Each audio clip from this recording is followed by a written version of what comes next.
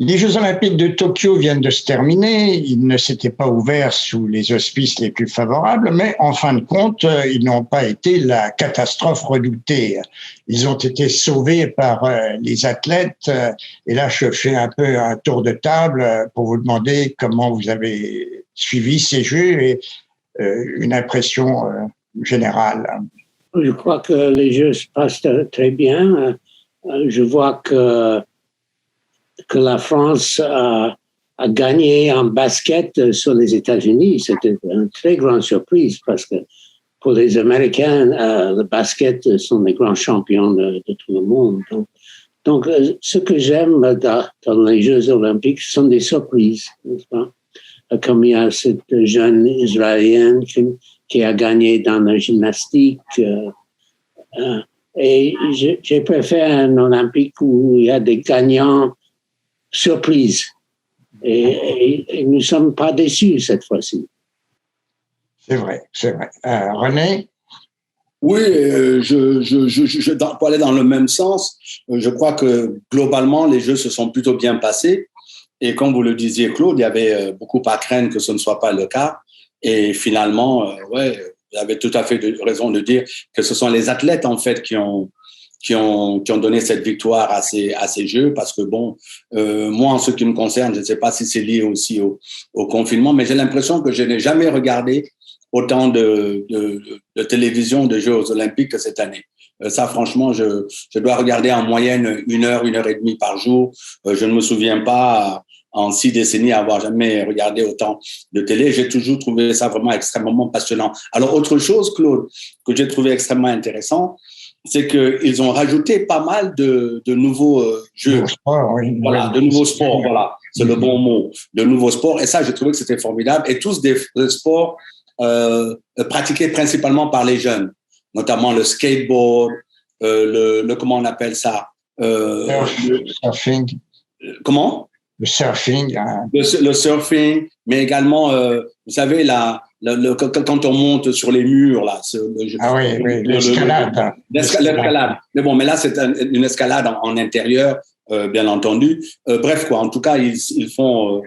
je trouve que c'était absolument formidable. Moi qui ne suis jamais intéressé au skateboard, par exemple, je suis tombé sur 1 ou 2 programmes comme ça pendant que j'ai regardé 10-15 minutes, mais j'ai trouvé ça absolument passionnant et impressionnant. Donc, franchement, je pense que globalement, c'est une belle réussite.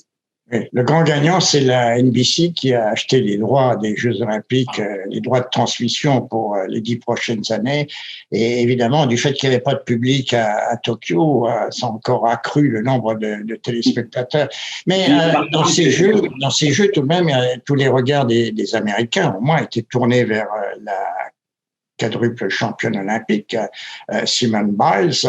Elle s'attendait à une nouvelle moisson de médailles d'or. Elle a été plus modeste, cette moisson, 1 d'or et 1 de bronze. Mais en déclarant forfait dans le concours général par équipe, elle a pris une sage décision, tout compte fait, et elle a aussi rendu un sacré grand service aux sportifs en mettant en lumière un problème souvent ignoré, celui du stress mental dont souffrent les athlètes et particulièrement ceux de haut niveau. Non, mais écoutez, moi, Claude, je crois que personnellement, j'ai été très admiratif de son geste. Je trouve que c'est une excellente chose. J'avoue que je ne suis pas de ces personnes, parce que c'est l'argument inverse qui est donné. Souvent, les gens disent « Ouais, mais attention, on a besoin de héros, et les héros, justement, doivent être capables de surmonter le stress et la pression. » Personnellement, je ne suis pas acheteur d'une telle vision du monde. Je ne crois pas aux héros. Les héros, ça n'existe pas dans l'histoire. Il y a des mythes qui sont créés, dont la fonction est une fonction en général qui n'est pas particulièrement saine de mon point de vue.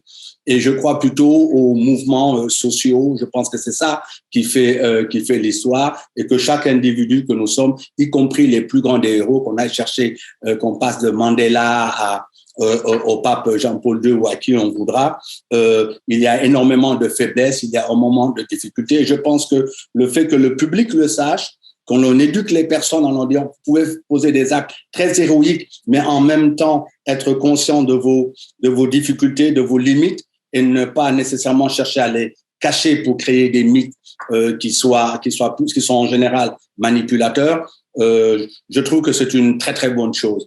Donc, et je pense qu'elle a participé en prenant une telle décision. Je pense qu'elle a rendu un service énorme, non seulement par rapport à la question de la santé mentale, mais même par rapport à cette lecture de l'histoire, que ce soit l'histoire passée comme l'histoire présente, où il y a une sorte de surdimension, surreprésentation mythique des individus dans certaines situations et qui relève plus de la manipulation que de l'intérêt général. Tout à fait. Sayonara Tokyo, bonjour Paris en 2024. Dans un instant, nous retrouvons Georges Collinet avec l'actualité du showbiz.